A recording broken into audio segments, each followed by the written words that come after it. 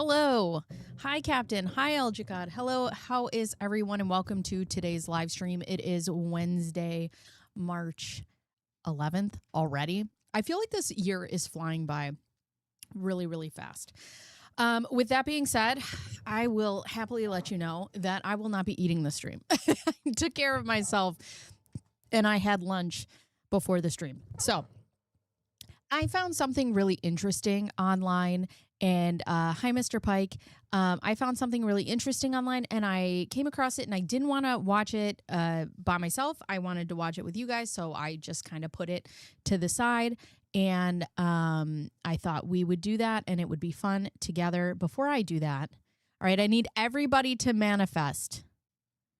Mr. Pike, here we go. Hi, Jumping Fox. Oh my God, that's so loud. So loud. Oh my God, Mr. Pike. I'm trying my damnedest. All right, we'll have to wait till April. If you don't get one in the month of April for your birthday, I'm going to have to burn something down to the ground. But you'll get it. I promise. You'll get it. We're trying here. We're trying. Okay. So if you guys don't know, I covered the Andrea Yates case this week. I had watched a documentary that said the cult behind the killer. And I just, and I understand, that religious psychosis and that, people putting religion at the forefront of things and it taking over their life is very serious. The problem that I had with this particular documentary is the fact that they put psychosis second, and I believe psychosis was first, cult was second. So I just want everybody to know that because there were some people, not that they were mean, but there were some people in the comments that were like, hey, I don't want to, your birthday's in March. You're an Aries. I thought it was you know what? I don't know anything. I tried. I want people to understand, like, I take cult followings and cult behavior very seriously. I understand that that's a real thing. I understand, I have to say that cults are like one of my Roman empires because I often think about would I be susceptible to something like that? And you look at the people, hi, Chuck, you look at the people who go through these types of things and you're like, how did they get into this? How did this happen? And you kind of reserve people who get into cults for like a certain type of people, but it's not that way. And one of the reasons that the Andrea Yates case is so important is I think that people have a stigma when it comes to mental health, when it comes to religious psychosis, when it comes, to psychosis in general.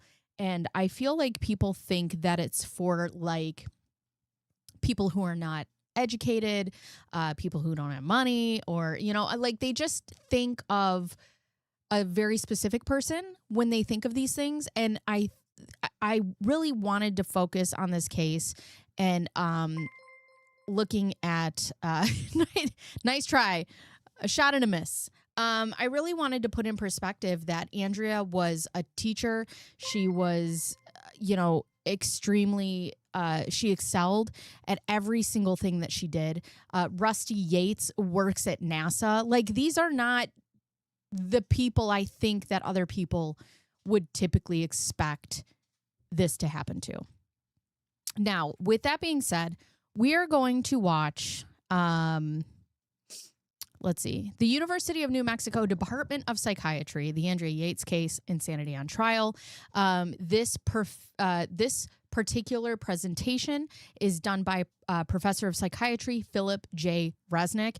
As I was reading the comments, they really seemed to like it. They thought it was a really great presentation.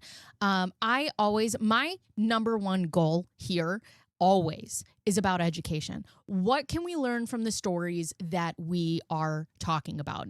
We're not just talking about it to regurgitate the same things. Like, everybody knows what happened in the Andrea Yates case.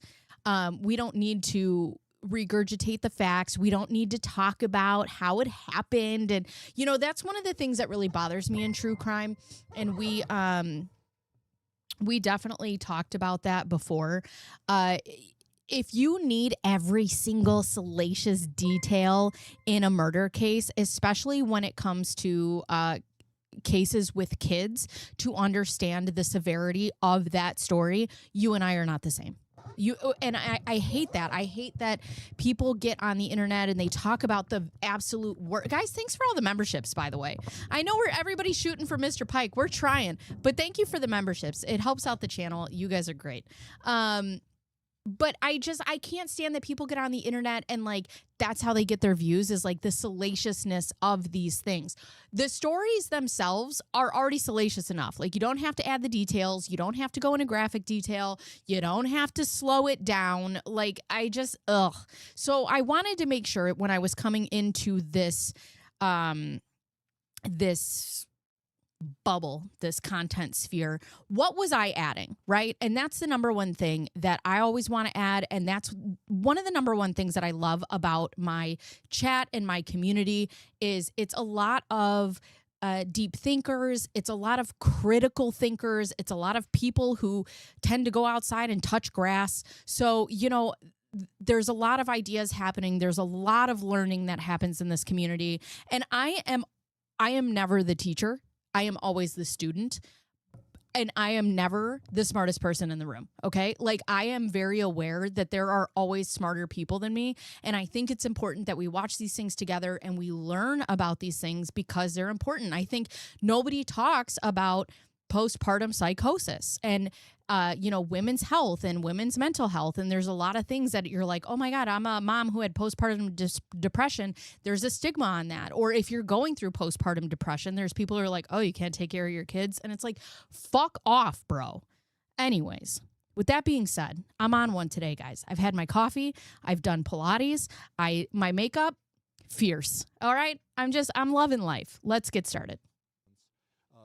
Because she was considered one of the most reprehensible women in the United States, and 63% of the American public wanted to see her be executed. But today I'm going to talk about the Andrea Yates case. This is Andrea with her parents. Andrea was an overachiever. She was first in her class of 608 valedictorian with a measured IQ in the low 120s, suggesting a great deal of self-discipline. Captain of the swim team, she felt a need to be perfect, went on to be a highly respected nurse. And that's one of the things that I think is a huge takeaway from this particular story is Andrea excelled at everything she did. She was smart. She was driven. She was ambitious. She was the top of the top. And, a lot of people, I think, when it comes to like cults or psychosis, they don't listen. The point of this case is it can happen to anybody. Absolutely. It does not discriminate. It does not pick and choose based on certain demographics. It hits whoever it hits, and it is relentless. In Houston, she married Rusty Yates, and according to Andrea Yates' best friend, who I had a chance to interview, Rusty Yates was controlling, emotionally cold, and showed very little emotion. But he was an engineer, so we have lesser expectations of emotion. So Rusty Yates is a very controversial person in this case, and that would be Andrea's husband. And we'll discuss that as this goes on. Whenever I watch a documentary, I'm always doing deep research on the case on the side, because the documentary, what I've learned is the documentaries are always very biased. And when I watched the new documentary, The Cult Behind the Killer, about Andrea Yates, Rusty comes off as very likable. He comes off as, my wife just, didn't want to be on medication. So I supported that. My wife was her own person. I supported that. My wife wanted this. I supported her. And he gets a say. And obviously she's not in the documentary, so she doesn't get a say. And they weren't really having anybody there to discredit Rusty's side, like to just have another opposite side there. And when you read the reports and you read the studies and you go to Andrea's best friend and you talk to, and not just the best friend, but other people that she knew, Rusty comes off as all of these things to them. They knew the ins and outs of their marriage. They talked about how Andrea completely lost herself when she got married and she started having kids, and how, it was Rusty's idea that she was going to homeschool the kids. And it's Rusty's idea that she was going to be a stay-at-home mom. And it was Rusty's idea of the stay-at-home mom she was going to be. Now, I don't know. I wasn't there. So, you just have two very conflicting stories on who Rusty was. You have Rusty's story about how he supported his wife and whatever it was that she wanted to do. And then you have the friend's perspective, who say that when Andrea married Rusty and started having her kids, she became a shell of herself. Engineers. He was also viewed as critical and demanding. And after their fourth child was born, he bragged about never having changed a diaper. In the marriage, Andrea let her husband make the decisions. Her mother felt that Andrea lost her own identity. Her husband wanted to have many children, and she agreed, and she was determined to be a super mother. So, along with these things, this goes to a part of their religion that they were in, and this cult, I should say, because that's not what his name's Michael Warnecki, and that's the guy who kind of runs this thing. That's not what he would call it.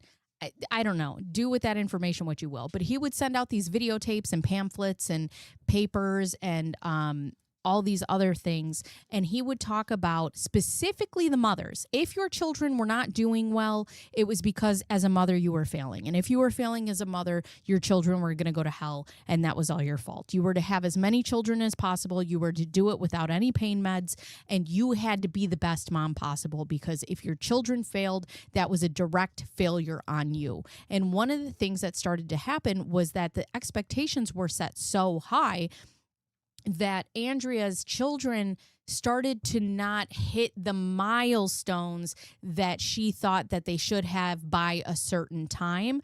And that's where she started to see this failure of her becoming as a mom. And she's like, oh my God, they don't know their ABCs. And because I'm failing them, they're then going to go to hell. It's all connected into this one piece.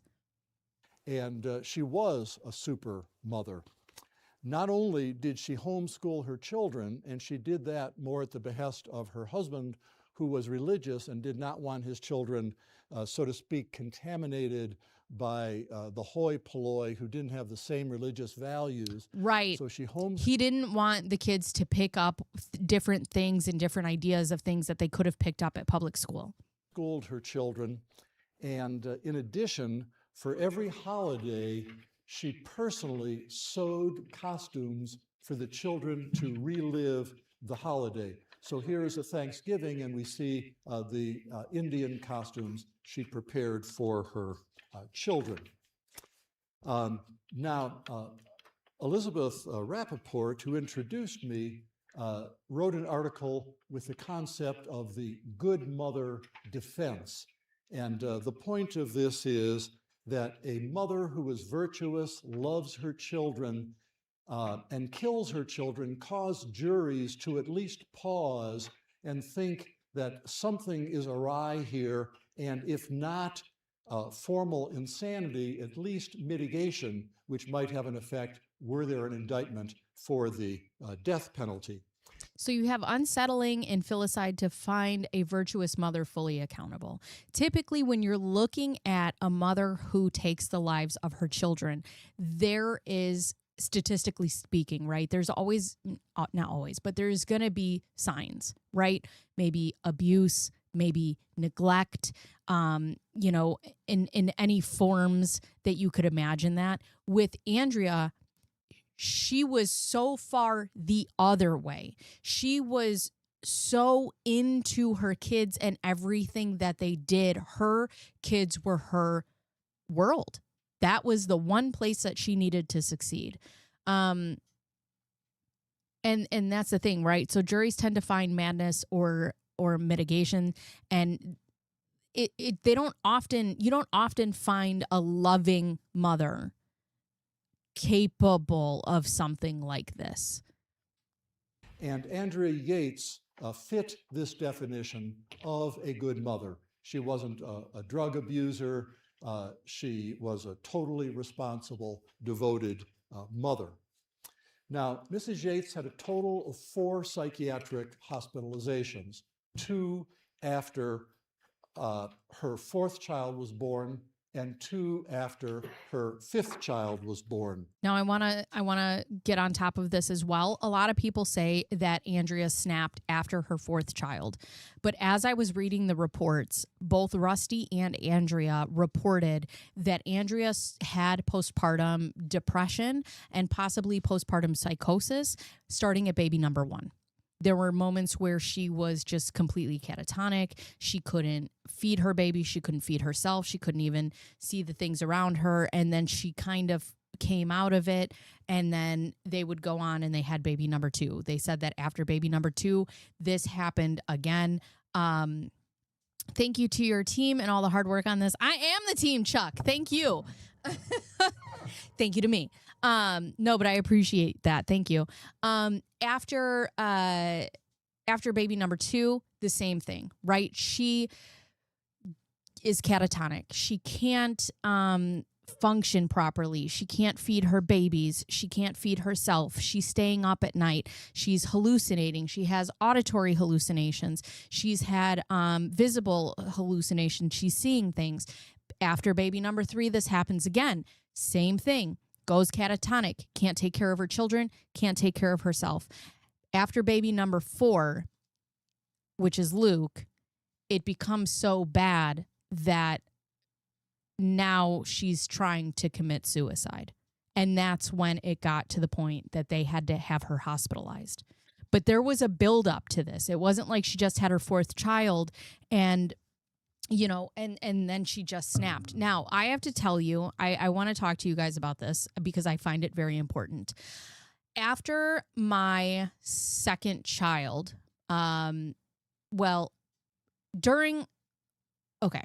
let's go a little back. The reason that this story resonates with me so bad is because I didn't realize what was happening to me until I was very far out of it. So during my first experience with my son, I have my son. My son is autistic. We did not know. Typically, autistic people just don't need sleep, ever. They don't need sleep. My son would stay up for days on end, and I would not sleep. As a new mother, you're already not sleeping. Now add that to a child who just does not sleep. And this went on for years, and my son would stack days together, and I would hallucinate. Because I was up. I was so sleep deprived. I would hear things. I would hear things all the time. And it was awful. It was awful. The other thing is too, when you're in it and you're in things like that, I don't personally know if it was auditory hallucinations or if it was just my depression, but that voice in your head, because you're not sleeping, because you're not in the right state of mind, because you're not feeding yourself, because you're not doing anything to take care of yourself, that voice is so loud. And I just remember, you're terrible. Why would you have a baby? How did you ever think that you could take care of this? And I'm giving you the clean version of what my brain used to tell me. But it was mostly, I would get up and I would look at myself in the mirror and wash my face. And it was very, you're worthless. You're ugly. Why are you here? And it was every single day. And then, you go through that. I got therapy. I went to therapy and I didn't have any medication. And then I had my daughter. And with my daughter, I was having a really hard time. I had lost a job. I had a job on television that I lost. That was absolutely soul crushing. And then I had my son, who I was just finding out was on the spectrum. I had no idea what that meant. I had nobody around me who had a child with autism, so I was just in the dark about this alone. I had my second baby October 22nd. So I got Moose diagnosed on October 5th of 2019. I got and Ray came October 22nd of 2019. I had postpartum depression, and then COVID hit. And I was in my house with 2 babies. And one of the things that I personally struggled with that I did not know was a thing until way later was postpartum rage. I was fucking just, I was a monster. And my brother-in-law lived with us at the time, so I wasn't alone. And he would be like, you need to just go anywhere else. And I did. I learned how to put my babies in their crib and walk away. And I remember I would just take pillows. And I mean, it would get to the point where I felt like I could just fucking just pull them apart, because I had one baby that wouldn't sleep and I had another baby that I'm trying to take care of. And I couldn't even get my fucking feet on the floor to like take a fucking shower. I couldn't sleep. I couldn't eat. I was hearing things. I was hot flashing. My anxiety was through the roof. I'm fucking sweating. My brain is just, it was just blah all the fucking time. That was the worst time of my life. 2020 to 2021. Absolute fucking worst time of my life. And I went to therapy and I started to slowly get my life back together. And that worked for a while. And I felt like we started, you just start stacking blocks of your life, all the blocks tumble down and you just start stacking them again. And it's like, okay, today my feet are going to hit the floor. Okay. That's it. That's just get out of the fucking bed, you smelly freak. And you're like, my feet are going to hit the floor. And you're like, all right, you know what I'm going to do? Now I'm going to brush my teeth. Oh, shit. Shit. And then you're like, you know what I'm going to do? I'm going to do something else nice for myself. I'm going to wash my fucking face. You know what? Fuck that. Now I'm going to take a shower. Fuck that. I'm going to brush my hair. You know what? I'm going to take these kids for a walk outside. We didn't venture to the grocery store because that was too much. But then it was like, okay, now I'm going to go outside. And you start slowly stacking these blocks back and you start getting your life back, just one small piece. And people don't realize that getting up and brushing your teeth sometimes is the hardest fucking thing you can do in your day. And sometimes, if that's the only thing that you've done today, good. Round of a fucking applause. Good. Because you know what you didn't do? Fucking die. Because I was very close to that. I was very, very close. And my daughter in 2023 ended up having her eye thing, which we found out that she had a spot on her brain. And that sent me into a full mental breakdown. That was the straw that broke the camel's back. And I started to develop just like this severe OCD. I had always had these tendencies, but now it was at a 10 because I just felt like everything that I did, it was just rug pull after rug pull after rug pull. And I'm just trying to fucking catch up and I can't do it. And I started to learn how to, control my panic attacks during the day, but it wasn't enough for my body. And my body, I started having panic attacks while I slept.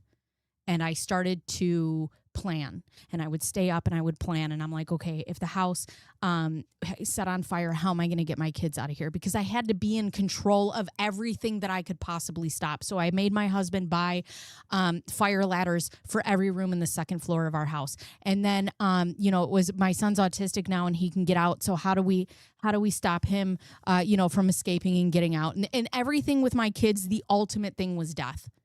How do I control this? And it just got to a point that I would stay up for days on end, and I would hallucinate, I would panic, I had paranoia, I would vomit, and I wasn't eating, and it was just this thing. And I just looked at my husband. I'm going to start crying. Holy shit, this is not where I planned on going today, friends. But I looked at my husband and I said, I need help. And it was mostly because I had a point in my life that my daughter was out of the house, my son was at school, and all I could think about was, how do I quiet this? And at that point, I had an answer and I had a plan. And the only thing I remember was, I'm like, who the fuck's going to get my kids? And that was the day that I looked at my husband and I'm like, I've had enough. I have to go to the doctor. So I called the doctor and I'm like, I need to see you. Like, I'm in a very tough place right now. And I went in and he's like, okay, like, how's it going? And I explained to him everything that was going on. And obviously he knew what was going on with my daughter because he's our primary care physician. And all he said to me was, are you okay? And I fucking burst into tears, girl. It's just like, ah! And he's like, holy shit. And he's like, you're not okay. And I'm like, I'm not okay. And he's like, okay. And there's like this other younger, I don't know if he was like a nurse or whatever, but he was like taking notes for the doctor. And he's like, okay, let me help you. And I'm like, please, I need help. And, you know, and then he got me started on medication, and that medication, it saved my life. It saved my life. But with that being said, with all that being said, is when they talk about Andrea Yates and they talk about her fourth baby kind of being the catalyst for this, and that, you know, she has, you know, Luke, and then all of a sudden she has this raging postpartum psychosis. No. The brain starts to crack. You start to just get little cracks. And then there's one last little feather that falls on it, and it just fucking crushes under that pressure because you're done. Your brain cannot handle anymore. And that's where she was. And she ended up being hospitalized. And I saw that, you know, Carl had asked, how do you stop the inevitability of something like this? And intervention, it would be my only answer, right? And I don't know the answer. I don't know if there's ever a world where there's an outcome that this does not happen. But, you know, right, and that's the thing. I was allowed to get help. Andrea was allowed to get help until there was like these, you know, and two, trust me, I've been on medication since 2023. There's been plenty of times where I'm like, man, I feel good. I feel real good. Maybe I should, you know what? Shut the fuck up. Just shut up. Everybody likes you better. You're a much better human being. You're a much better mother now that you had some intervention and you have some help. And that's the thing, right? Like, Andrea was okay until. And then when she was like, oh, I'm feeling better, like maybe I shouldn't be on medication, you know, it was never Rusty like, hey, maybe we shouldn't, you know, do that. It was like, no, get off the medication. You know. Right. And that, yeah, caveats and help are not help at all. It's and that's the thing. That's one of my biggest things with the insurance system, right? You pay in so much to fucking insurance. And then they're like, you know what we should do? The bare minimum. Give us your life's savings. And then when it comes time for you to actually use us, we're going to be like, oh, sorry, you've exceeded whatever. We're going to have to send you home. Insurance doesn't want to pay for it, even though you've paid into it. Like, you're all fucking like, insurance. It's a fucking scam. Needing to sleep. He needed that long before I was medicated. And you'll notice that her final hospitalization was just 3 weeks before she drowned her 5 children. Now, her first hospitalization in June 1999, she was breastfeeding her 4th child, living in a converted bus. She had recently started homeschooling her children. She was overwhelmed. Now imagine that. This is a woman who has already dealt with some sort of either psychosis or postpartum depression, undiagnosed. Breastfeeding in itself is not easy, okay? I had a really easy time breastfeeding, and it still was not easy. Now you have her breastfeeding her fourth child, her 4 kids, and her husband are living in a bus at this point. She's homeschooling all of these kids. He's going to work at NASA, sun up, sundown. He comes home. She's, dinner, baths, nighttime, whatever. And she gets to the point that she's like, hey, you know what? I've fucking had enough. I have had enough. And she tried to overdose. I've had chronic depression since early adolescence, but refused meds. And then I had a kid and didn't want him to suffer from my black days, weeks, months. So I got on meds and I'm still on them. And that's the point, right? The point is I couldn't be the mother that I wanted to be without them. I was so scared to take medication. No pun intended, but it was a fucking hard pill to swallow. It's also extremely, because the stigma is there, right? There's also that thing that's like, oh, you can't fucking do this by yourself. Oh, you just fucking, you need medication. There's just this stupid thing that sits there, and you go to take meds and there's like this stigma that you're less than now. And you know what? I'm on meds and I'm like shouting it from the rooftops. Like fucking meds. Saved my life, saved my kids' lives. And, I have I had a lot of things going on. But one of the things was, it's like a mood disorder. I would have my happy days and I would, my happiness would shoot off like a fucking confetti cannon, and then I'd be down for 4 days. And then I'd be way up, and I was the best mom ever. And then it was like, way down. And then, the smallest thing would fucking set me off. And I just remember thinking, I'm like, I could burn this fucking house to the ground. Like I could just, oh God, it was terrible. And now I'm just like even keeled every day. Like you would think there were things that like you would think would irritate me. And I'm like, whatever. It's just whatever. It's fine. Like, and that's what my doctor told me. I'm like, I don't want to be a zombie. Like I like my sparkle. And he's like, no, you're just going to experience emotions correctly, at the appropriate times. And I'm like, what the fuck is that like? Like,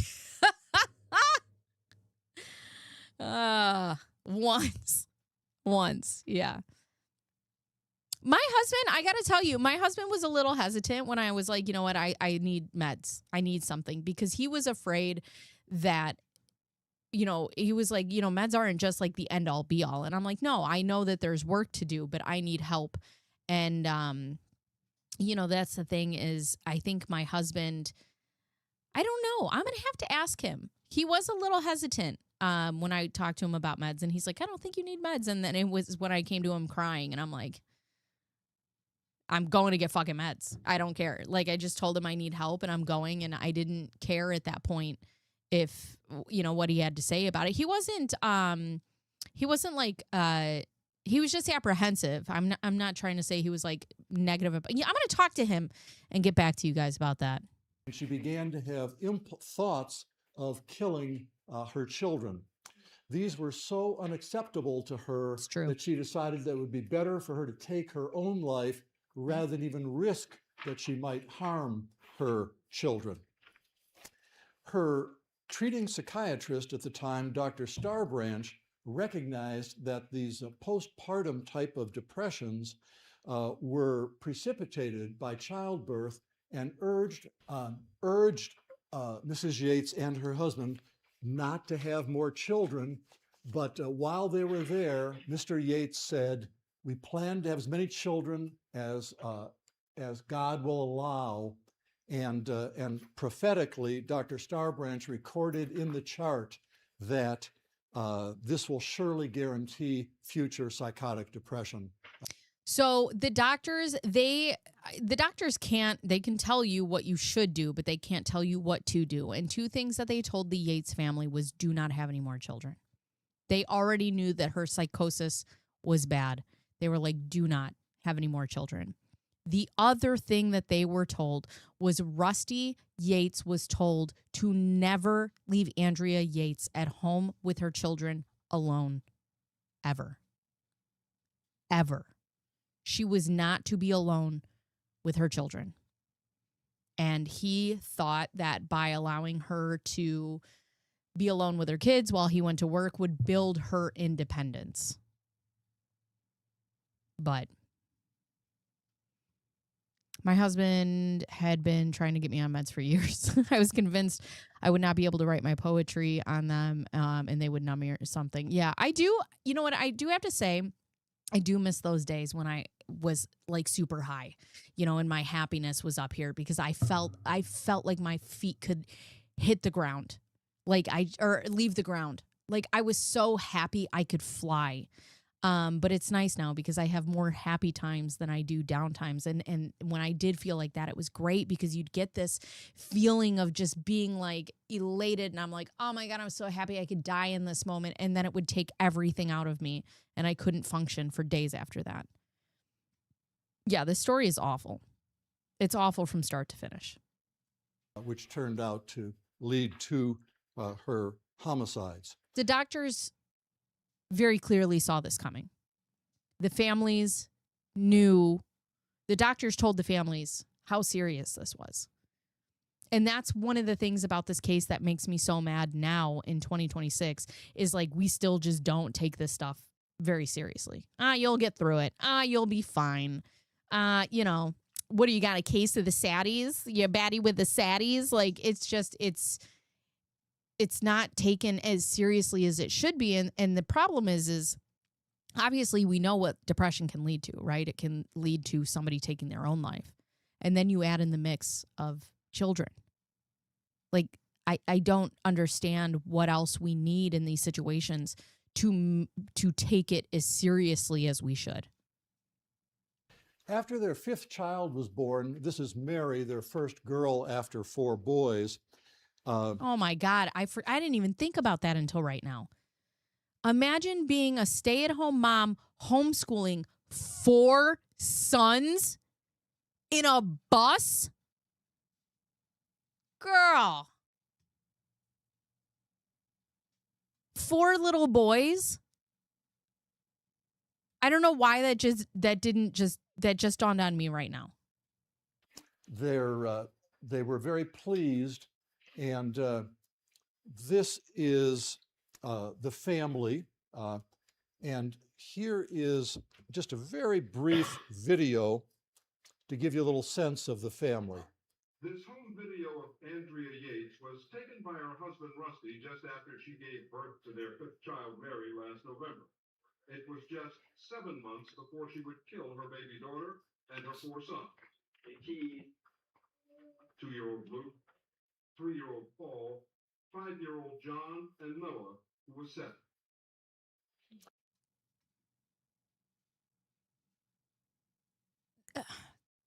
I want to say the most tragic thing about this case, but it's not. This whole thing is just awful. But when you look at these kids and you look at their ages, at least 3 of them were at an age that they were very aware of what was happening, especially the oldest one. It's awful.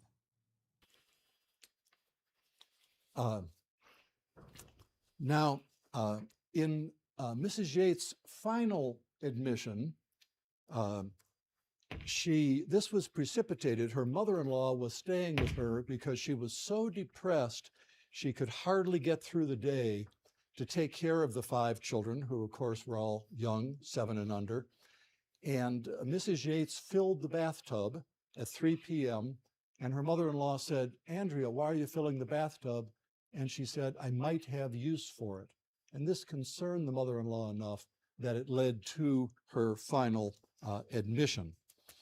And she focused on not being a good mother, and she was treated with antipsychotic and antidepressant medication. This is Dora Yates, Rusta's mother, And she came to visit for a week, but If they had been told by any other authority than a preacher that they must have all the children nature could provide, would they still have continued risking her and the children that they already had? Yeah, I mean, who would be the other authority?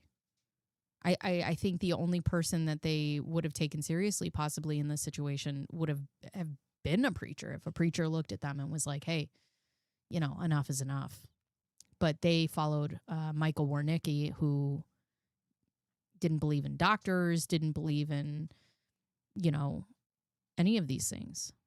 And suffering was what women did to be closer to God. Mrs. Yates was functioning so poorly that she moved into an extended stay motel and stayed for several weeks to help out because the family situation was so dire. And after a while, she would come at 10 a.m. and depart at 5 p.m. Rusty left at 9 a.m. and returned at 6 p.m. So that means that there were only 2 days, 2 hours of the day when Mrs. Yates was unaccompanied either by her husband or her mother-in-law. And on June 20th,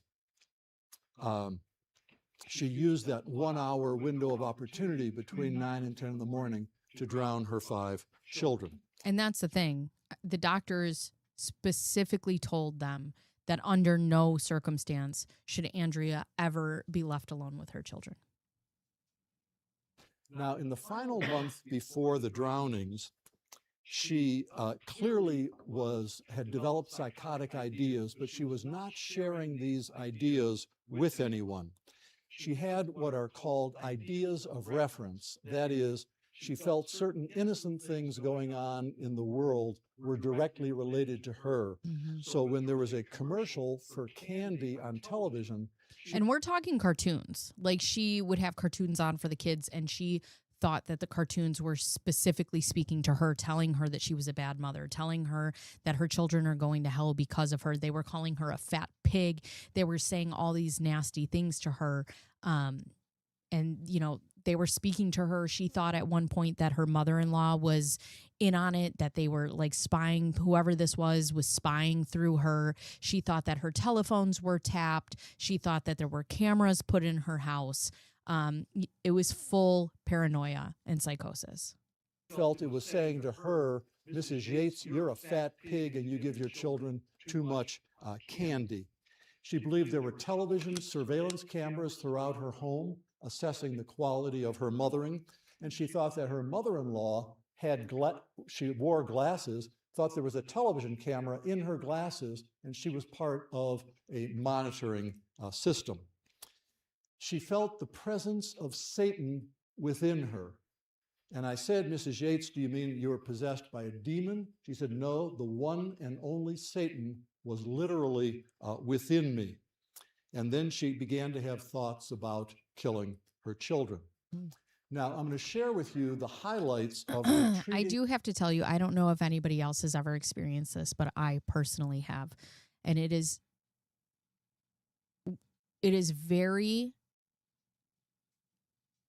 a very bizarre and it's a very scary feeling when you have voices in your head that are not your own conscious talking to you.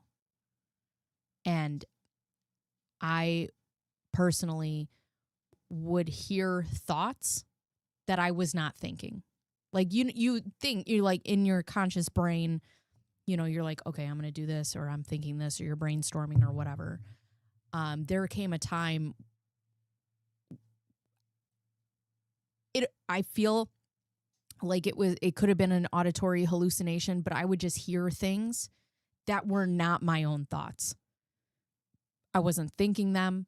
I wasn't like ruminating on them. Like, they were just thoughts that would come into my brain, and I would hear things that were not things that I was thinking about right then. And that's it's an awful place to be, but it's very bizarre because you're like, okay, what the fuck? And you're just hearing these things. And when those voices are not pleasant, not only are you down on yourself, but now you hear these other voices that are like also telling you very terrible things.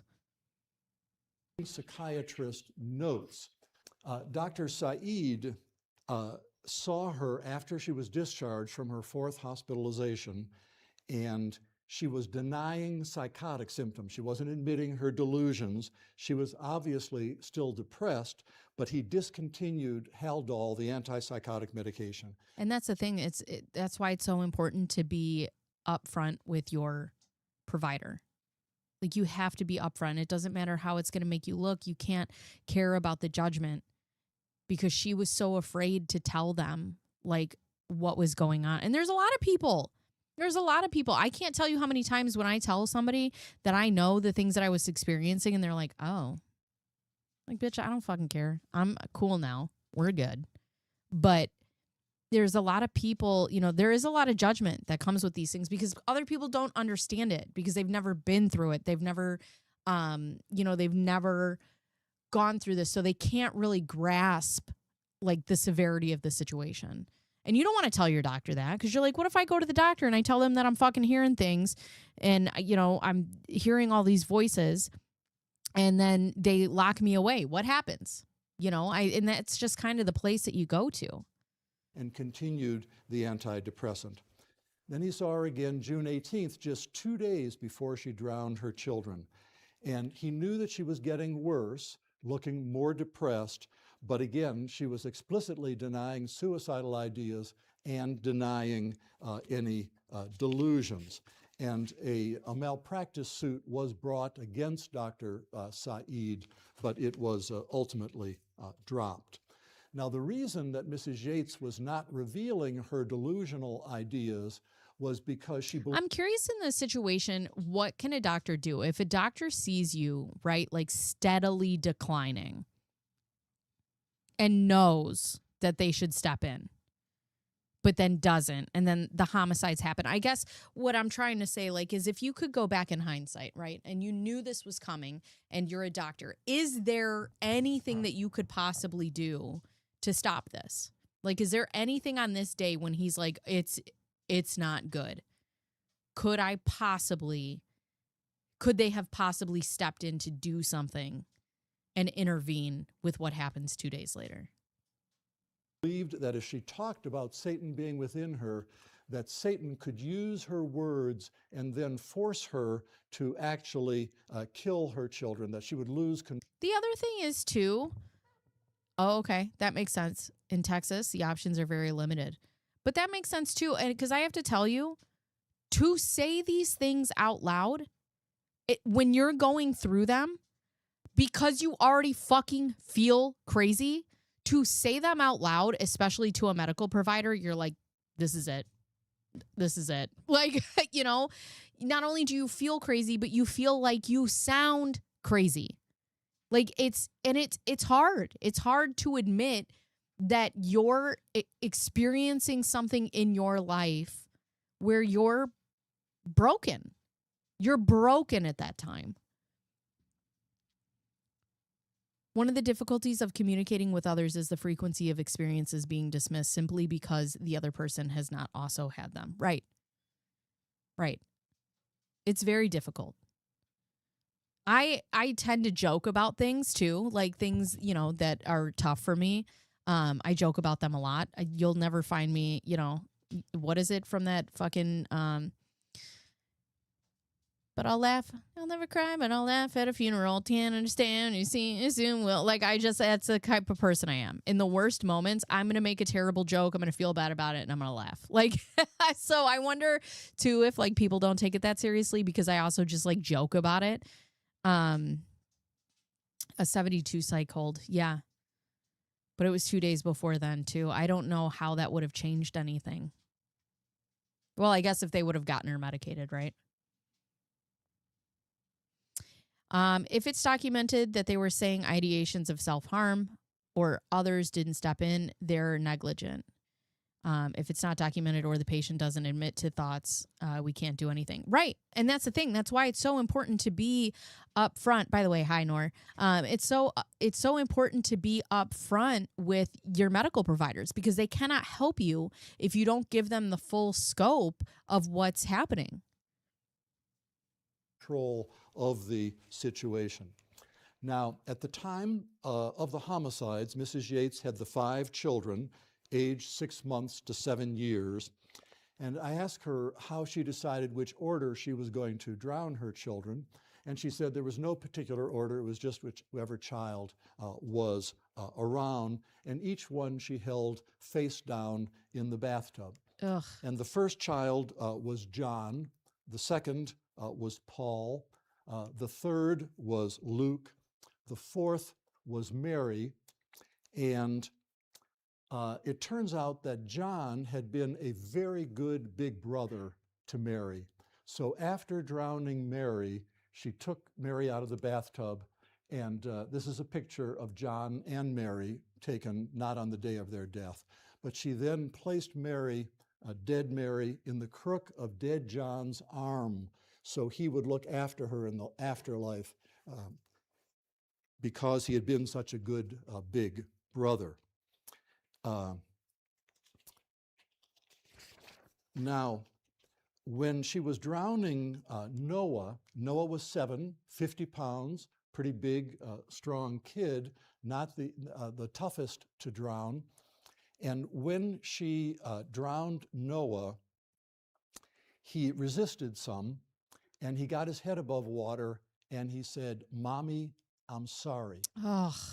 Now, what's interesting about that remark is that one of the jurors after the first trial, who had his own 6-year-old son at home, said after he heard that remark, he found it so difficult emotionally that he stopped listening to the rest of the trial. Mm-hmm. And I mention that to you because one of the tasks of the prosecutor in a case like this is to make the crime unforgivable. Mm-hmm. So the prosecution will seek to admit as many large, glossy photos which cause anguish in the jury. The defense will tend to try and keep them out, but the judge usually lets a good number in and tries to make the crime unforgivable by showing the anguish of the children. And in the Yates case, the prosecutor... I'm going to pause this right here. We can listen.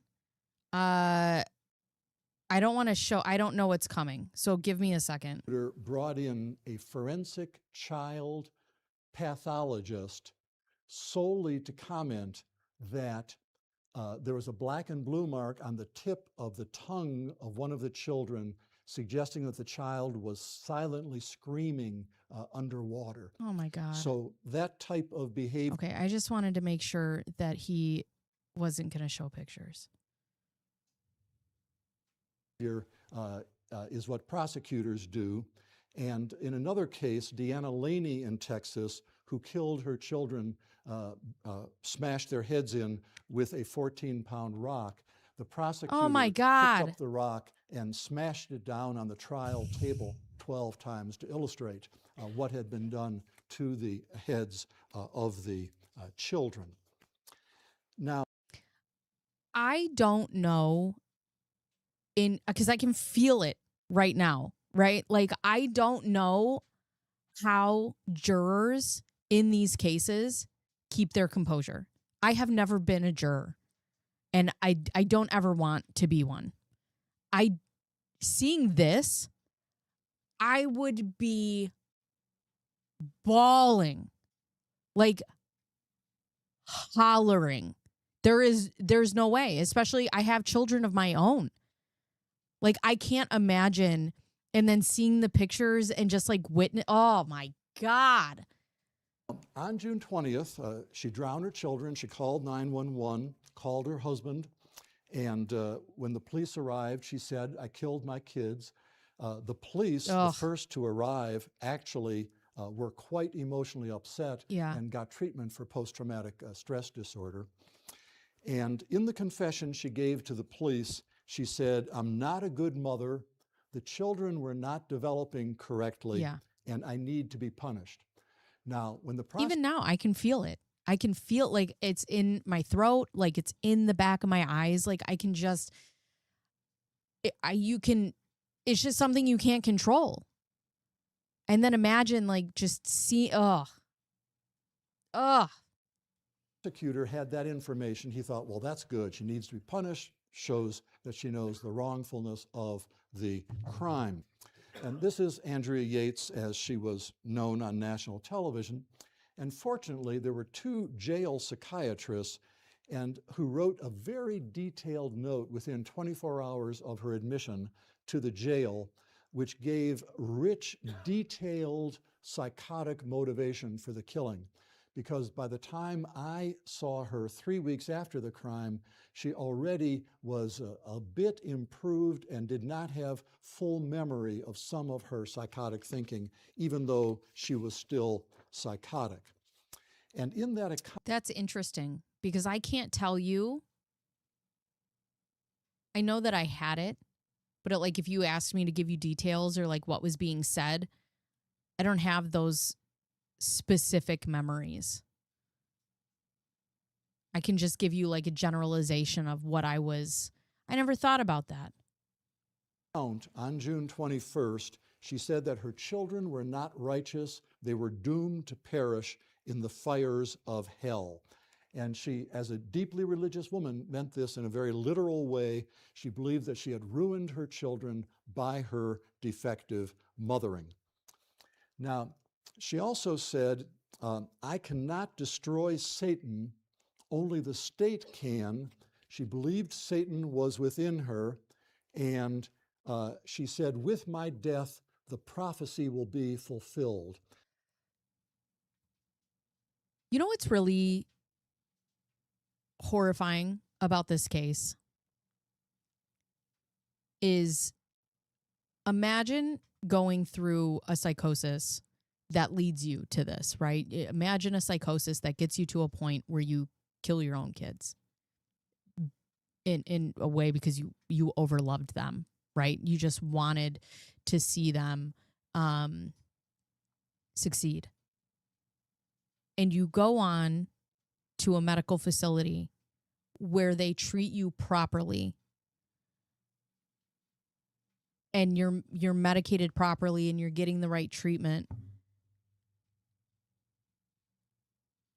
And every day, like I just think about her now, right? Like every day she has to think about the fact that she took her own kids' lives and it wasn't her who did it. Like it was her who did it, but not. And now that she's medicated the way that she should be and she's in treatment the way that she should be and possibly thinking the way that she should be, I can't even imagine what that's like to sit with after everything is like regulated inside of your system. I wonder how much of this happened before we started documenting history. What do you mean? This happened in 2001. Now, the prophecy she which is crazy because it seems like it happened so long ago. I mean, I guess 2001 is a long time ago, but referring to was from the Bible, Revelations. Again, there was this literal belief about Satan, which was revealed. Now, if someone believes that they're possessed by a demon, the formal name for that is cacodemomania. Mm-hmm. I mentioned that because I thought that's something that law students would like to work into a dinner conversation tonight. All right. Now, this is the nature of what she was thinking. And of course, insanity defenses involve a threshold of mental illness. And then 16 states have a volitional arm, but the majority of states have only the issue of whether the defendant knew her acts was wrong. And the phrasing of the Texas statute on insanity is a fairly strict McNaughton. Oh, I see what you're saying. I see what you're saying. How much of these things happened before? I see. Okay. In order to be found insane, she had to, as a result of severe mental disease, not know that her conduct was wrong. Now, this is Dr. So that's what's difficult as a part of this case, right? Is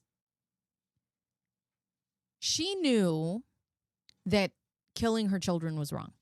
She knew that the whole time. However, in her delusions and in her psychosis, killing them was better than being here alive. So, no, it's not you. It's hard to, like, you know, when you're not talking to anybody, I'm just like talking through text. You know, and it's what were we just talking about?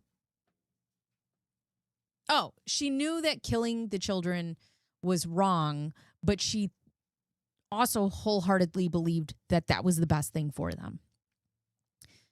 In 2008, I was on WIC assistance for baby formula, etc. when I had the girls, and they made us all go to a class to watch videos and learn about PPD and PPP. And that, honestly, women should be, it should be mandatory that women know how dangerous this is. Because I can tell you that they're like, oh, if you have any harm of, you know, like hurting the baby, call us.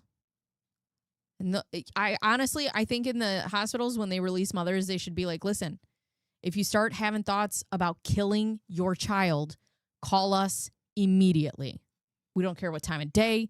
We don't care what time of night. Like, call somebody. And I just don't think that it's talked about as much as it should be. Mark Dietz, he was the prosecution psychiatrist, and this is George Parnham, the lead defense attorney, and I was the lead defense expert. There were other experts who testified, but what I'm going to do is contrast Dr. Dietz's testimony with my own. Now, Dr. Dietz and I agreed on 3 central. You're right. Men should know too. Men should know too. And they should take it seriously. I'll tell you, I thank God every day that I have my husband and he takes women's health seriously. Every time I get my period, he's like, what do you need? How do I help you? How do I help everybody?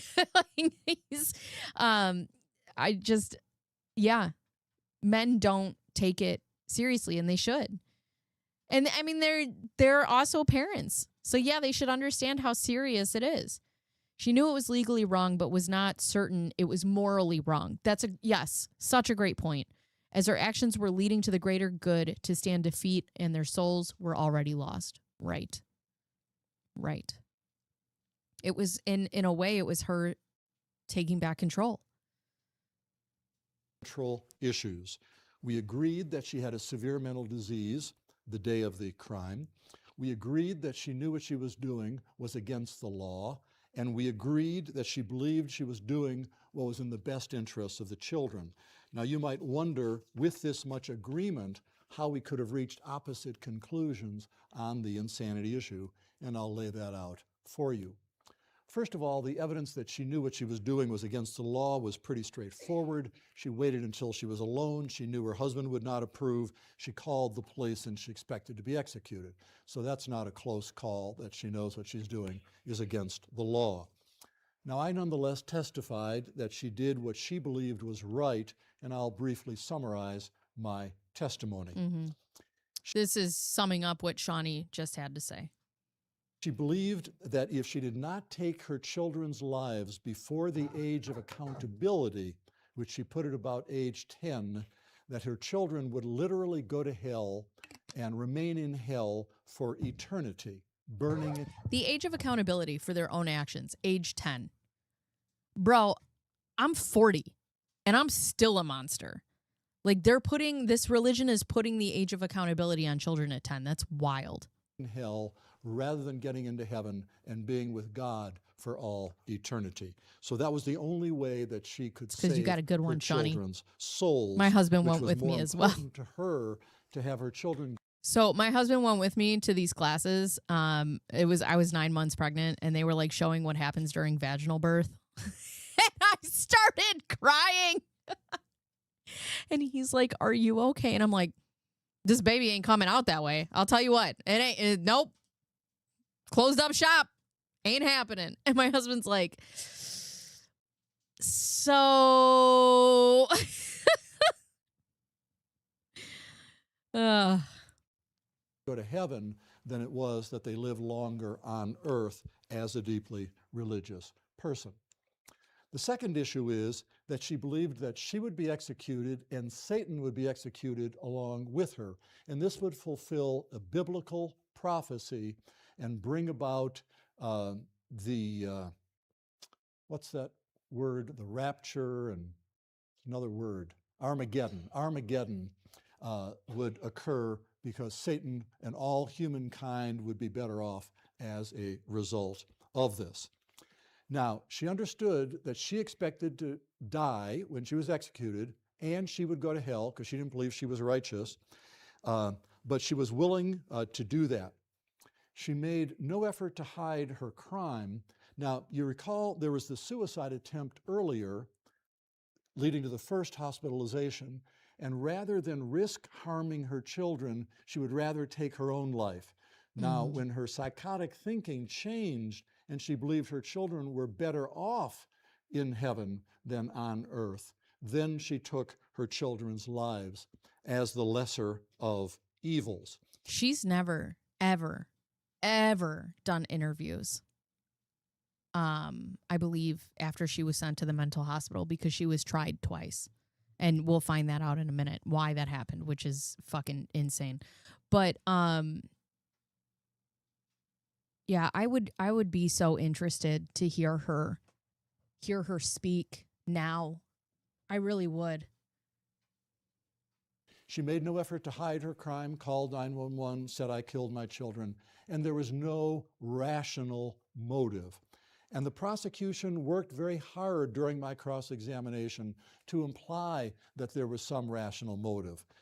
First, they tried to say that she was angry at Rusty, and there was no evidence of that. And even today, she holds no grievance against Rusty, even though he divorced her and went on to marry someone And else. even today, Rusty, according to Rusty in these interviews, he holds no like grievances towards her. He's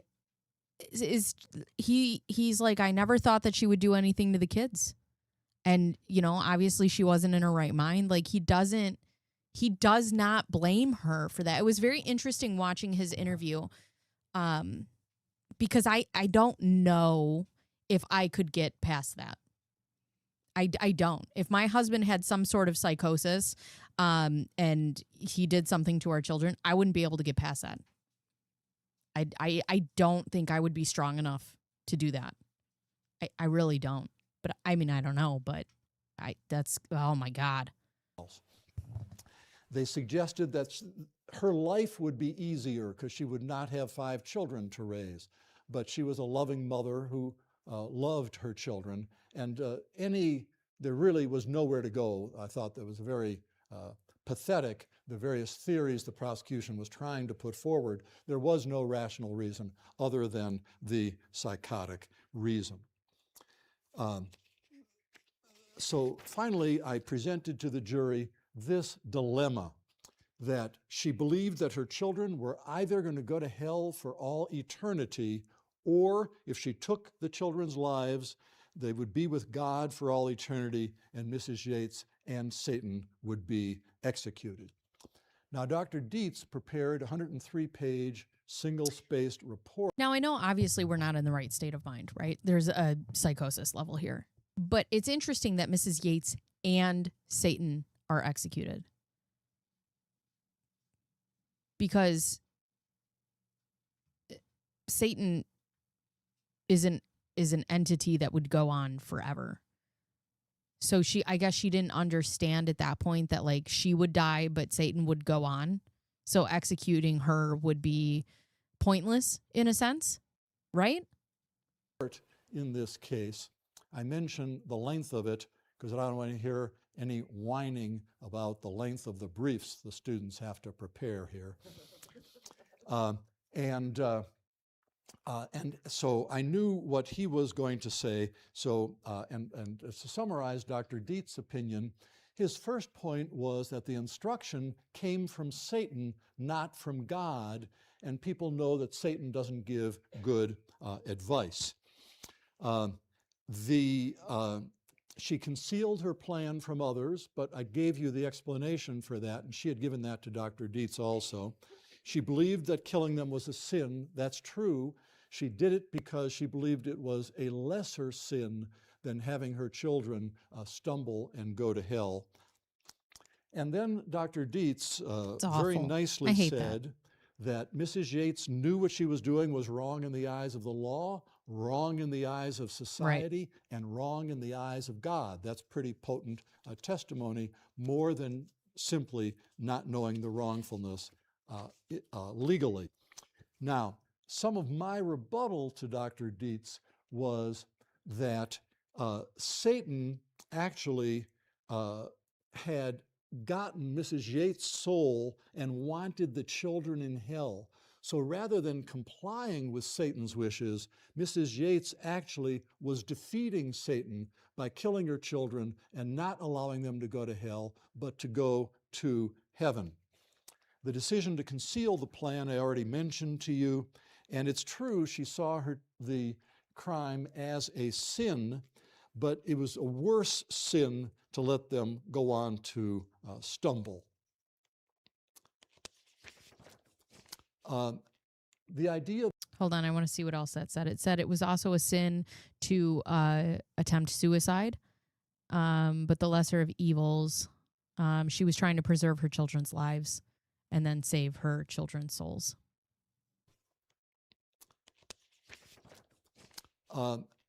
The idea that society would think it was bad, Mrs. Yates did say that to Dr. Dietz, but society did not know what fate her children would have the way Mrs. Yates did in her psychotic mind. She believed, she had delusions about each of her children. She believed that one of her sons was going to become a serial killer, one of her sons was going to become a mute homosexual prostitute, and she had these dire beliefs about her children because of her defective mothering. So the only way she could prevent them from ending up in hell was through taking their lives at that time. Yeah, back then and now. I mean, this is an incredibly tortured life.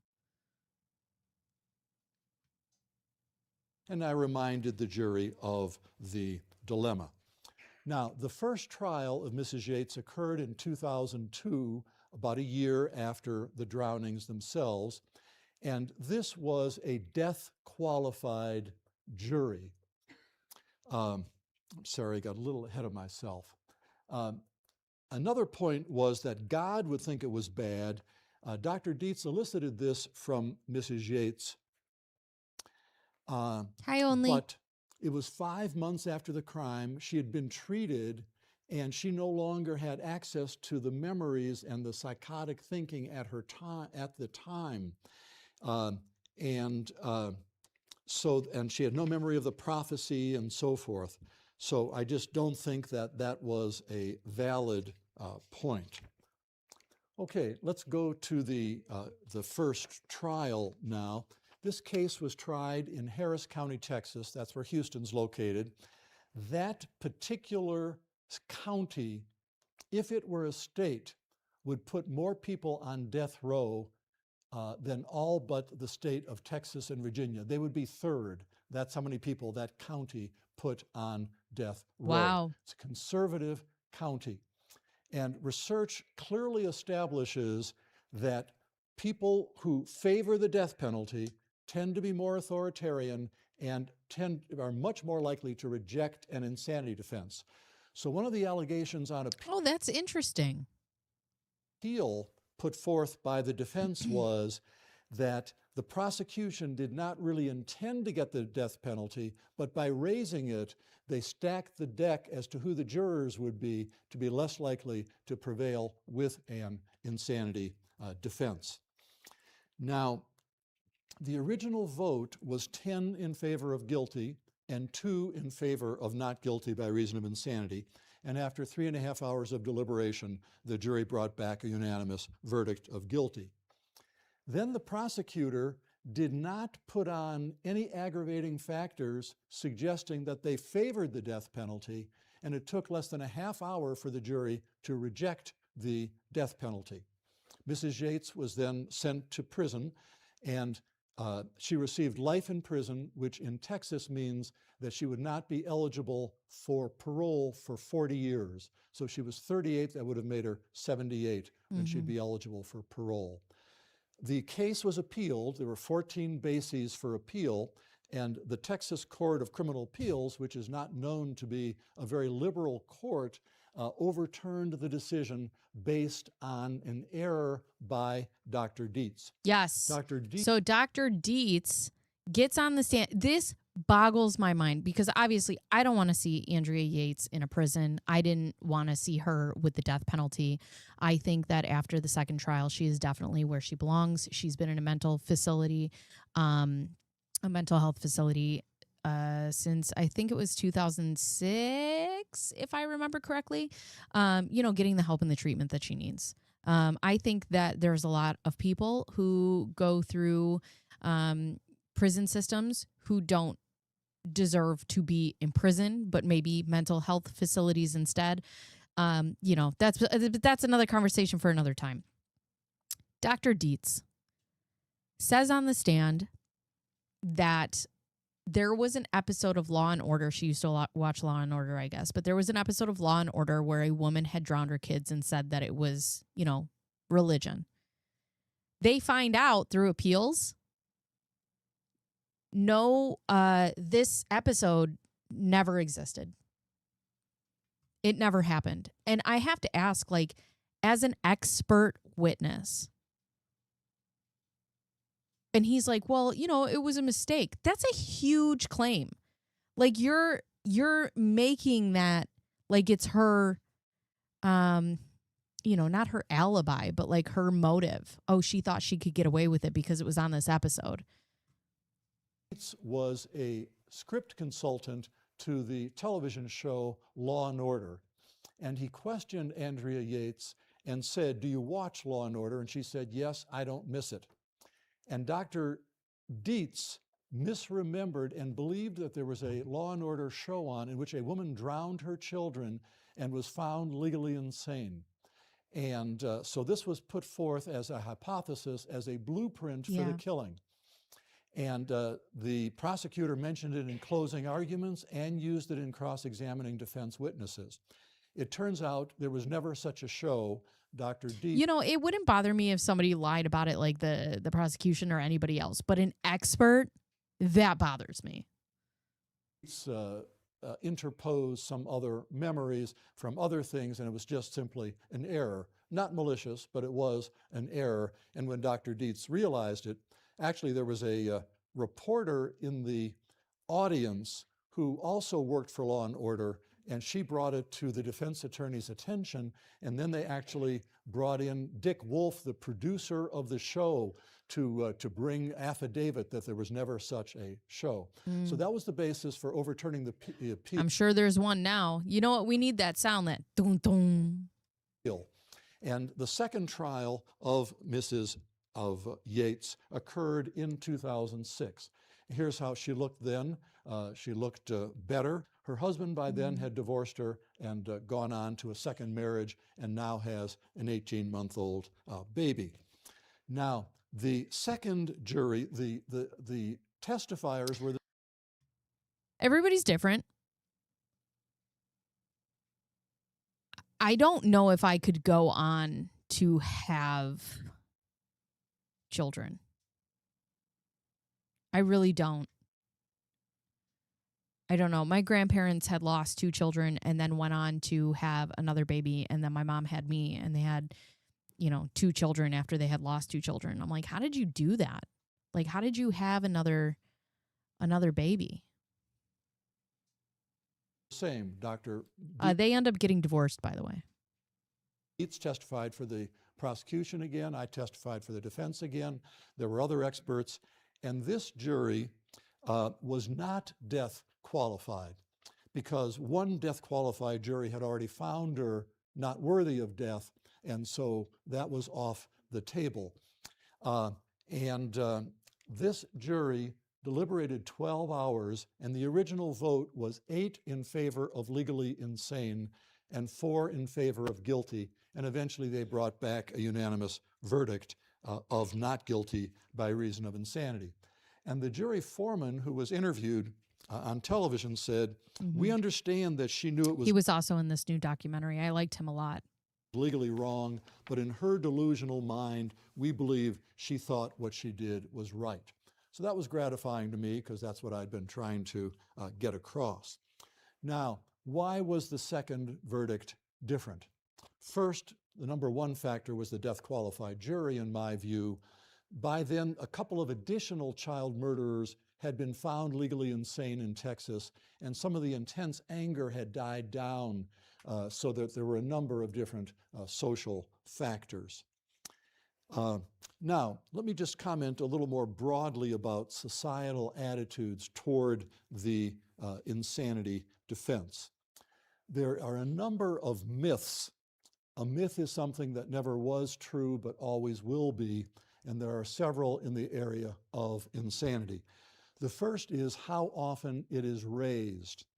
The public believes it is raised 40 times more often than it is. You know, I gotta ask, because I know you're saying this in a snarky way, but the internet and the world really is divided of if he deserved to be charged. We're talking about Rusty. If Rusty deserved to be charged or if not. There's a lot of people who are like, yeah, it wasn't his fault. Like, he wasn't home. And there's a lot of people who are like, fuck Rusty Yates. Like, you will not find somebody who's in the middle, except myself, because I go back and forth. But you know what? I don't know, because I can't imagine leaving my children in a place like if a doctor told me not to leave my kids with my husband, guess what I'm not doing? You know, like I don't know. But there's a lot that goes back and forth. I talked to my mother-in-law about it, and she had a very very clear way that she thought about Rusty. And then we've talked about it, and she's like, yeah, man, it's hard. It's hard.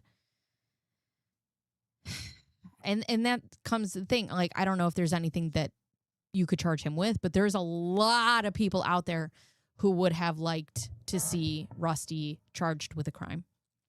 It's actually raised in 0.9, less than 1% of felonies, and the jury perceived it, the public perceived it as being raised in 37% of felony trials. Now, let's look at some jury attitudes toward insanity. Only 1/3 believe it is wrong to punish the insane. Now think about that. It is shocking, shocking. You, as legalists, know that it's inconsistent. If someone's insane, they're categorically not responsible, but the public, only 1/3 believes that it's wrong to punish the insane. So obviously, the public doesn't get it, that insanity is an excusing condition. And the public also not only pays attention to what happens at the moment of the killing, but they pay attention to events preceding a killing. So if a schizophrenic patient went off their antipsychotics, that is very important to jurors. They brought it on themselves. Or if they were using street drugs at the time, even though the actual illness that was schizophrenia, which caused the killing, they tend to be unforgiving. Now, jurors do not pay attention to the charge to the jury in insanity. They just ignore it and go back to their own common sense attitudes of who should be found insane. This is true in multiple research with mock juries, and after the Hinckley verdict in 1981, a study was done, and of the 10 states that narrowed their insanity defense by eliminating the inability to refrain arm, there was no statistical difference in the number of insanity verdicts granted. So rather than, forensic psychiatrists pay a lot of attention to the exact wording, but that's not what juries do. So John Hinckley Jr. found not guilty by reason of insanity for the 1981 attempted assassination of President Ronald Reagan. The shocking verdict, based on defense arguments of schizophrenia, led to intense public outrage and major reforms to the insanity defense, including the Insanity Defense Act of 1984. And that is, why is that important? I can't wait until I have a research team. It's going to be awesome.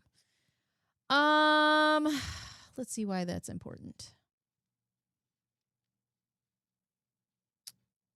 I can't find. Oh, we should do this. All right, I can't find it, but. So they tend to use their own perceptions. Now, some interesting research has been done. For example, in reality, 85% of insanity acquittees are sent to psychiatric hospitals. Another 13 or 14% are put on conditional release with some oversight. But the public perception is that only half of insanity acquittees end up in the hospital and others go scot-free. And the public is very concerned about insanity acquittees loosed on the public, being dangerous, and killing a second time. Now, another myth is that if people succeed with insanity, they beat the rap. In reality, there are a couple of studies showing that persons found not guilty by reason of insanity spend longer in a hospital than they would have spent in prison if they'd been convicted. Yeah, I find it funny when they're like, oh, reason by insanity. And it's like, yeah, trust me, they're going to go away for a very long time. Like there's still a punishment. It's just the proper place for them to be. In California, one study shows it's twice as long. For a misdemeanor, it's 9 times as long. So it's only a stupid attorney who raises an insanity defense in a misdemeanor case in terms of protecting the freedom of their client. Now, in terms of the public understanding insanity, they did a survey in Delaware, and they asked people, what is the insanity standard in Delaware? And out of 434 persons asked that question, only one was close to correct.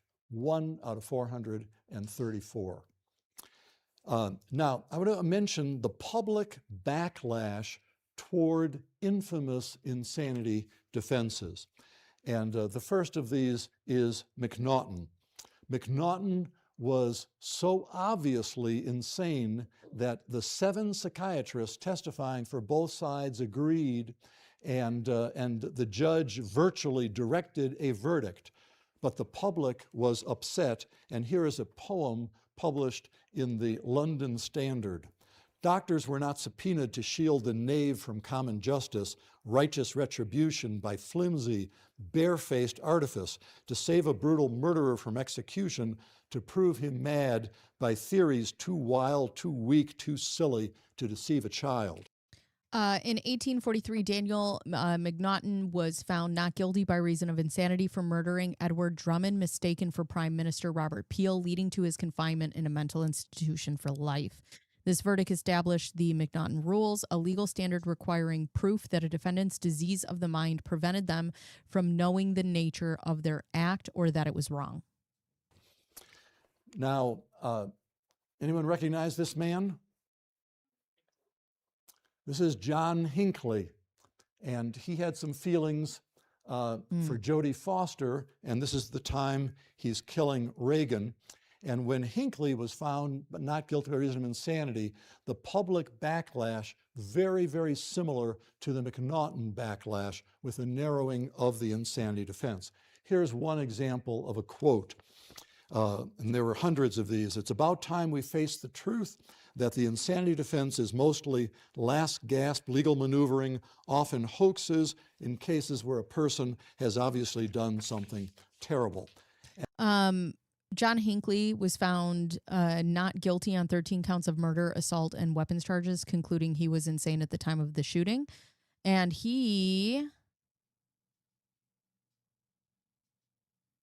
Hinckley was confined to St. Elizabeth's Hospital in Washington, D.C. for over 30 years. He was released from institutional care in 2016 and granted unconditional release from all remaining restrictions on June 15th of 2022. As of 2026, he lives independently, pursuing a career in music and art, having released his autobiography in 2025. Huh. The United States Congress had 26 separate pieces of legislation introduced to either abolish or narrow the insanity defense. The upshot was the federal narrow standard back to McNaughton. Now, the last time I saw Mrs. Yates was last summer. I had an opportunity to give a lecture at the hospital at Kerwood and visited her, and she is doing very well.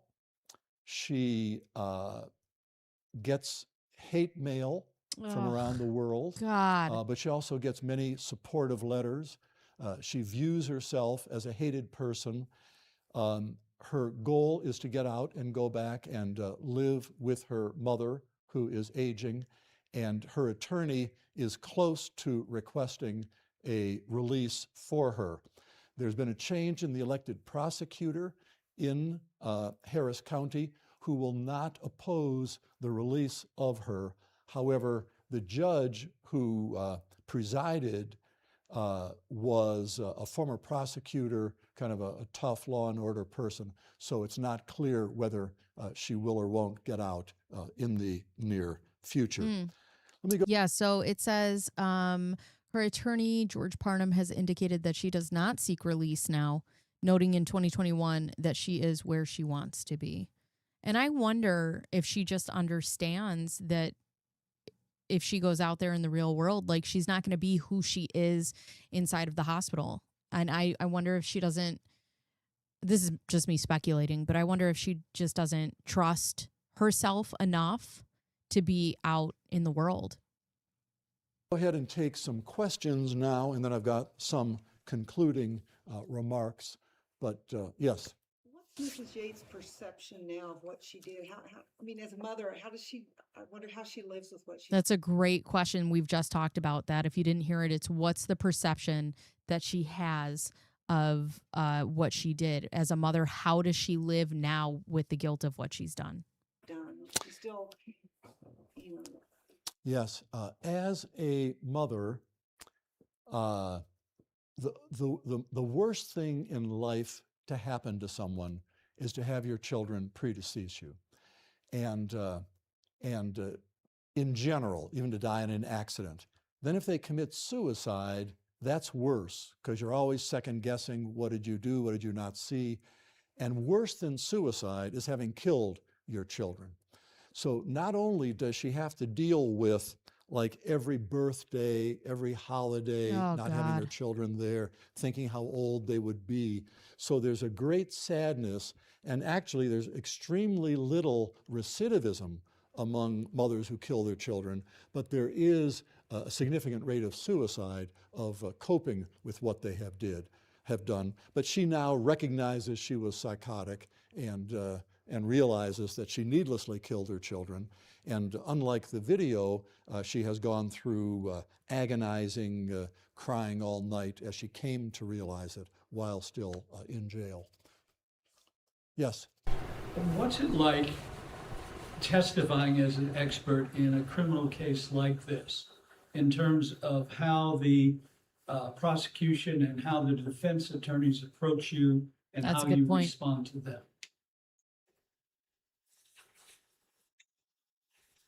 Well, there's a difference between direct and cross-examination. So in a high-profile case like this, a lot of effort is put into planning testimony.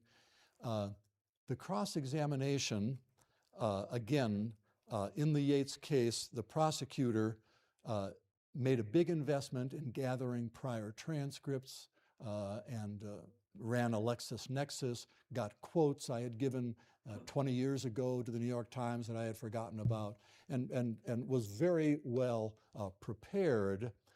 But as a forensic psychiatrist who does this regularly, one learns not to get too emotionally involved because the reality is 80% of successful insanity defenses are uncontested, where the prosecution and defense experts agree and it's a walk-through trial. In a contested insanity case, it's always an uphill battle for the defense. You have to get used to the fact if you're testifying for the defense in a contested case, you're not likely to succeed because of this high degree of jury skepticism, a lot of concern about malingering and faking, and so you just have to steel yourself to know that you're not necessarily going to prevail, even though when you genuinely believe that you're coming up with a just opinion. Yes, Jim? Yeah, there's obvious differences in the presentation of her in the visuals that you showed between the first and the second trial. In our class, we've been talking a good bit about competence to stand trial, and I'm wondering if she was medicated during either of those trials, and if so, who made that decision? If you didn't hear the question, it's he noticed the visual difference between the first trial and the second trial, and he wanted to know if she was medicated during those trials and who made that decision. Mrs. Yates was initially found incompetent to stand trial, which delayed her trial by several months. She was medicated, and there's a concept called synthetic sanity where the courts have generally ruled that it's okay to medicate someone even against their will to establish sanity. And of course, the case of U.S. v. Sell determines when that can be done. But the second trial, she remained medicated, and she remains today on both an antipsychotic and antidepressant. And she had a couple of relapses in the several years since, so that she needs to be on significant doses of medication to stay non-psychotic. In other words, they haven't tried to lower her level because she's fragile. Yes. You look at me. Yeah, thank you. I was just wondering, I realized you didn't advise the defense counsel on how to go about selecting jurors in this case, but if you... So in Sell versus United States in 2003, the Supreme Court ruled that the government may forcibly administer antipsychotic medication to mentally ill criminal defendant to render them competent for trial, but only in rare specific circumstances. The treatment must be medically appropriate, necessary to achieve essential state interests, and not cause side effects that undermine trial fairness. Interesting. Does medicated always equal sanity? Well, I mean, I guess they would have to put them through testing to decide what is competent to stand trial and get them medicated. And then after that, are they competent to do that? What is that? I'll look into that. Were in this case going to advise them on that, what kind of a juror would you want from the defense side? Who should the prosecution want? And in particular, would the religious views of the potential jurors, including whether they accepted Mrs. Yates' view of heaven and hell and the role of Satan and all, would that be relevant in whether or not you'd select someone for? That's quite a question. Oh, interesting. Let me... What Jumping Fox just broke up is ibogaine, a psychotic indole alkaloid derived from plants. Known for its powerful hallucinogenic and potential anti-addiction properties. It is used in controversial, often unregulated therapy settings in countries like Mexico, Canada, and South Africa to treat substance use disorders. And it remains illegal in the U.S. It remains illegal in the U.S. because if it could help people, oh my God, why would we make it legal? Yeah, let me answer part of it that I can. First of all, there is some research on which jurors some are degrees more of likely illness resist. to Yeah, accept I'm sure. an insanity defense. they tend to be male, better educated jurors, jurors who overestimate the likelihood, who overestimate the frequency of insanity. That's inversely correlated with how they would vote on a jury. And jurors who have a relative or know someone well who has been helped by a psychiatrist are more open to hearing psychiatric testimony. So there are some factors like that. But it is, again, it is in one study of which jurors would really be open to it. It was only 21%, 79% would go in with kind of a negative attitude toward the insanity defense rather than an open mind. With regard to religious views, I don't know the answer to that. I think that, again, the question is, could the jury accept her view of heaven and hell? I don't know that they needed to share it, but believe it was genuine on her part. And there have been cases where someone had an idiosyncratic view of religion or God speaking to them, and I've actually met with their clergyman for the purpose of making sure that they were not part of a mainstream religion, that this was an actual religious delusion, to separate that, if I'm going to say that that's a delusion and not just a religious belief. Yes? Yes? As a child, do you know if she was raised in a very religious background, and when she became an adult, did she adhere to a particular following? The question was, as a child, was she raised in a very religious background? My recollection is she was raised in a home with some religion, but when she married Rusty, he was a follower of a particular itinerant fire and brimstone preacher, Yeah. and that was the religion that they accepted in their home. That's Michael And Warnicki. I read some of their literature, and their literature was, the importance of raising your children right, and how your children will go to hell if they don't do things right, and so forth. So that some of her ideas reflected these ideas about being a very vengeful God. It was one of these itinerant preachers rather than a formal denomination with bricks and mortar. Yes, Elizabeth. I was interested in the component of your discoveries about her, that she had, I'm sure it's not quite the right word, but a kind of megalomaniac view of her place in history. That is, that she could put the devil down by this maneuver, costly as it was to her, would trigger Armageddon. It would save her children against this incredible force and so on. Almost like a grandiose sense of I self. wonder if you could say a little bit more about that. I don't recall, certainly nothing I've read, suggests that this would be a common component.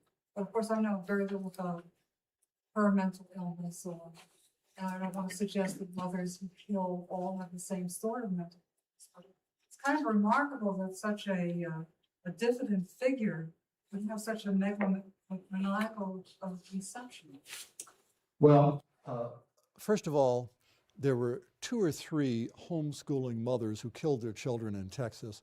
So I got a lot of calls from newspapers. Is it true that religious homeschooling mothers are likely to kill their children? And the point I would make here is that religion didn't cause the killing. Religion was the delusion. Religion was like a trellis along which the delusions grew. So if you have someone who's deeply religious, it's not surprising that their delusions would hinge around religious themes. And then once you get into religious themes, and there's good and evil and the devil and God and heaven and hell, and once you get into that, it may sound, megalomaniacal to you, but religion has these concepts, and once you become psychotic and start dealing with these concepts. So I don't think it would take a narcissistic person to have such delusional ideas once she goes over that line into psychosis with her religious background.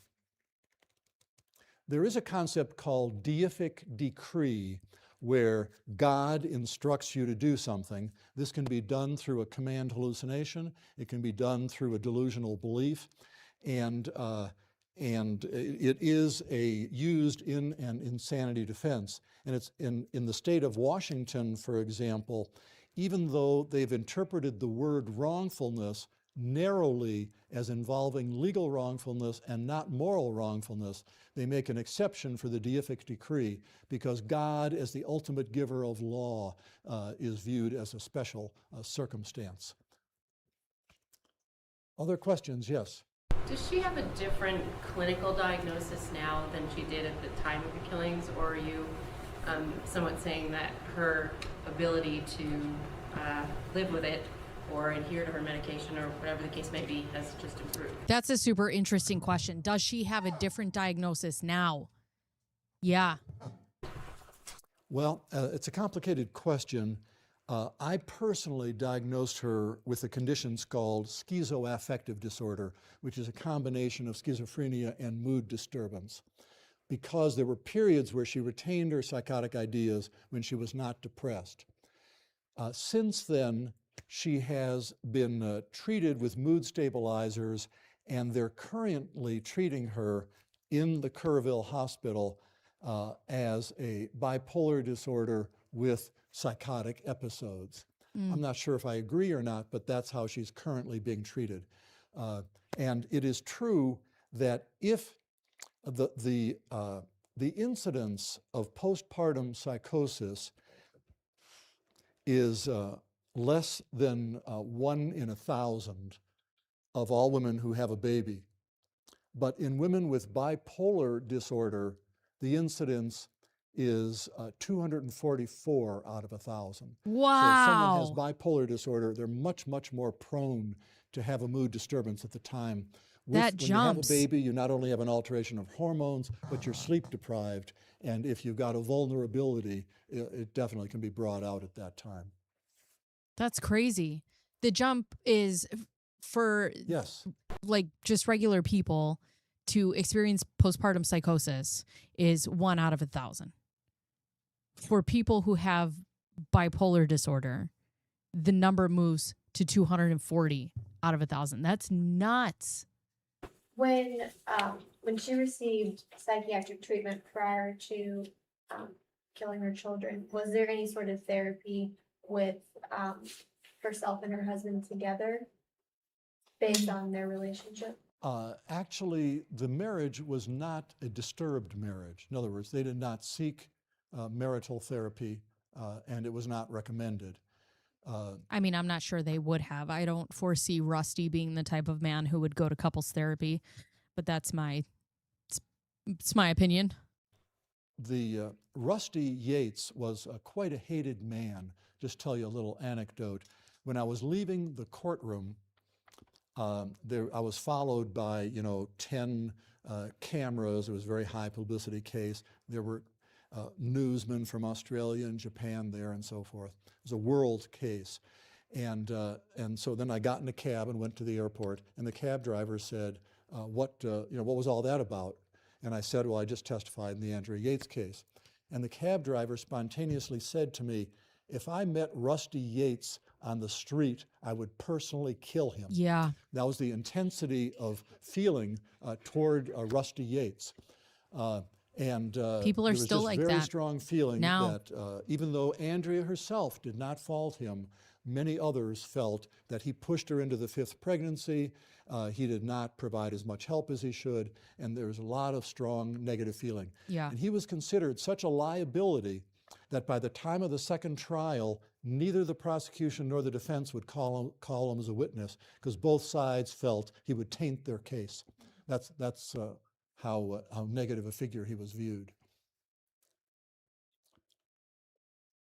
All right, well, let me conclude This is Medea. You may know that there's a myth of Medea. When rejected by Jason, she kills his 2 children. And what she says there when she's killing the 2 children is, "To die by other hands more merciless than mine, no, I who gave them life will give them death.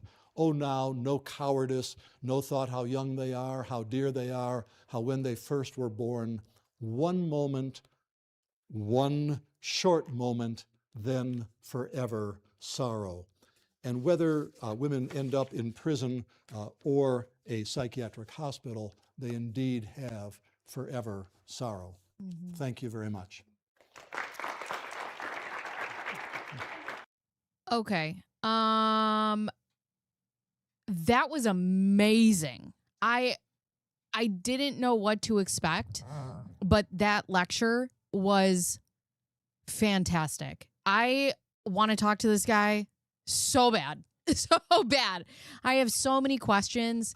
And I could listen to him talk about this subject for days. What a wonderful presentation that was. I am so glad that I brought that to the stream today to watch with you guys. I know today wasn't like upbeat and fun like we do, but I think it's important, and I think it's important that we, talk about the hard subjects, and I think it's important that we, talk about them together and we put them out there, and that was phenomenal. I will link the video in the description box down below if you're interested in watching it again or sharing it. And that was Philip J. Resnick, MD. Yeah, if he has other stuff we can watch, amazing. I would watch him again and again. That was awesome. Anyways, it is time for me to go grab my children. So if you guys are new here, consider subscribing. We go live every Wednesday. I have members videos on Thursday, members live streams on Friday, and then full videos on Sunday. Last Sunday, I uploaded my Andrea Yates case. Typically, during the live stream, we talk about whatever the case was that I uploaded. I will let you know, guess what, friends? Our first Laura Owens video is coming next week. I know you love it. If you guys, yes, LJCOT, if you guys want merch, we have it, because you can't drive this Volvo. Can't bet. Other than that, you guys are the best. I am so glad we finished something. Usually I'm just talking. We don't finish anything. I will see you guys Friday for the members chat. And if not sooner in the Discord. Other than that, you guys are the best, and I will see you next time. Bye.